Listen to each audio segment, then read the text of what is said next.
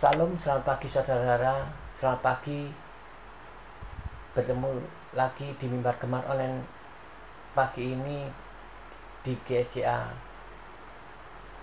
Penil Surabaya dan GSCA Cabang Anugerah Kemendung bersama saya, Supriyadi. Mimbar Gemar Online Kamis 12 September 2024. Saya terberkati di dalam Matius 26 ayat ke-57 sampai ke-68. Saya bacakan. Demikian bunyi firman Tuhan. Sesudah mereka menangkap Yesus, mereka membawanya menghadap Kayafas, imam besar. Di situ telah berkumpul ahli-ahli Taurat dan tua-tua, dan Petrus mengikuti dia dari jauh sampai ke halaman imam besar, dan setelah masuk ke dalam, ia duduk di antara pengawal-pengawal untuk melihat kesudahan perkara itu. 59. Imam-imam besar, kepala malah seluruh mahkamah agama mencari kesaksian palsu terhadap Yesus supaya ia dapat dihukum mati, tetapi mereka tidak memperolehnya. Walaupun tampil banyak saksi dusta, tetapi akhirnya tampillah 2 orang. Ayat ke-61 yang mengatakan, orang ini berkata, aku dapat merubuhkan bait Allah dan membangun kembali dalam 3 hari. Lalu imam besar itu berdiri dan berkata kepadanya, tidakkah engkau memberi jawab atas tuduhan-tuduhan saksi-saksi ini terhadap engkau? Tetapi Yesus tetap diam. Lalu kata imam besar itu kepadanya, demi Allah yang hidup, katakanlah kepada kami, apakah engkau Mesias anak Allah atau tidak?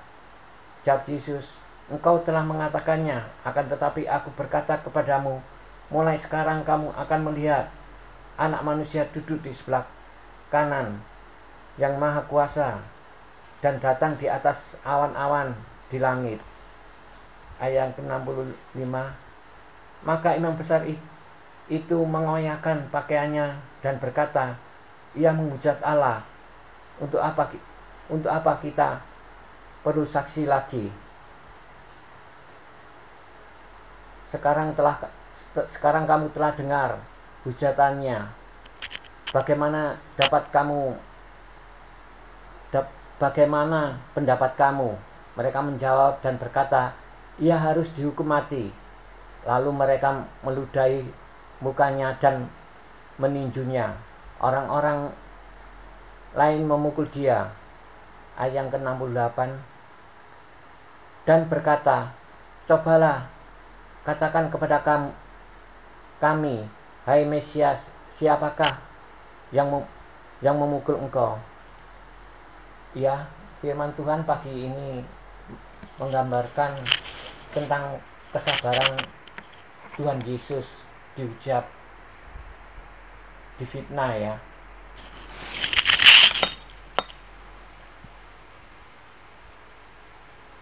Dalam peristiwa Yesus dihadapkan kepada imam besar Kayafas, para ahli Taurat dan tua-tua Yahudi. Petrus yang menjadi saksi mata di pengadilan melihat betapa licik dan culahnya perbuatan mereka untuk menjerat Yesus dengan pasal hukuman mati. Berdasarkan undang-undang Romawi, mulai dari kesaksian palsu, saksi dusta, hingga munculnya 2 orang saksi yang mengangkat isu bahwa Yesus akan merobohkan bait Allah dan membangun kembali dalam 3 hari. Walaupun belum menemukan bukti kuat untuk mendakwa Yesus, imam besar tetap bertanya, apakah Yesus mau menjawab tuduhan mereka?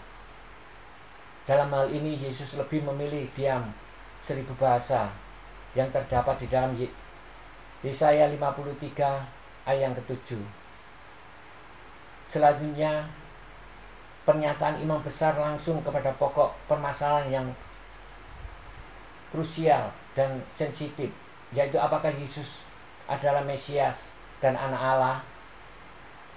Menariknya kali ini Yesus harus menjawab dan konfirmasi pernyataan imam besar serta klarifikasi terhadap status anak manusia di hadapan Allah dan kedatangannya yang kedua kalinya.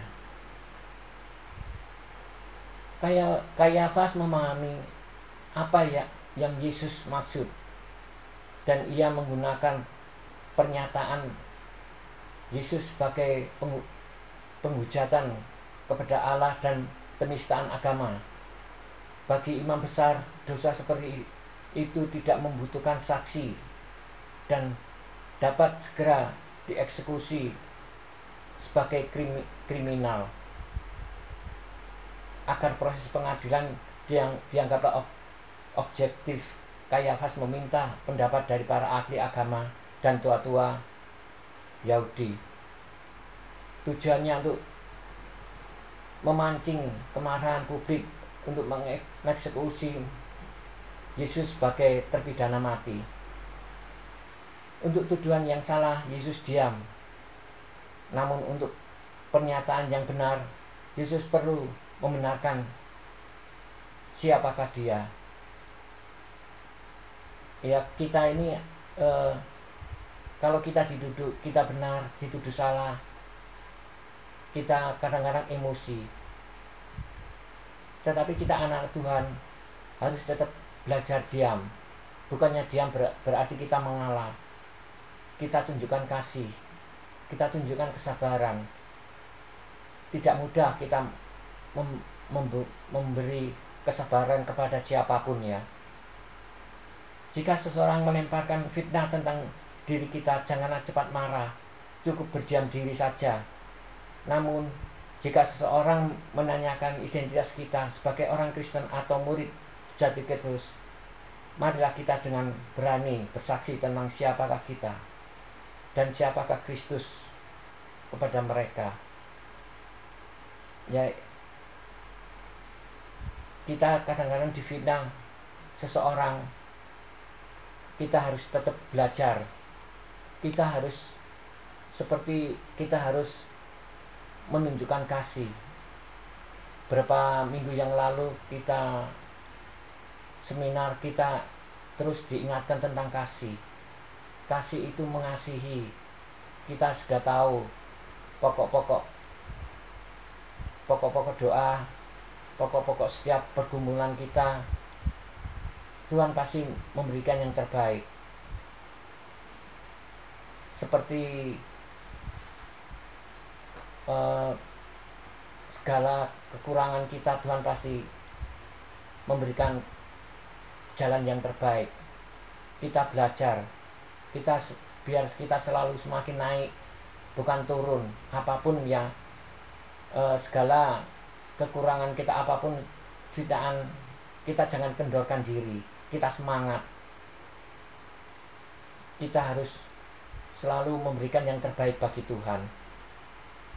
Kasih menunjukkan kesabaran, kasih menunjukkan sukacita, kasih menunjukkan kekuatan bagi kita, agar kita dilihat orang, kita ini anak-anak Tuhan.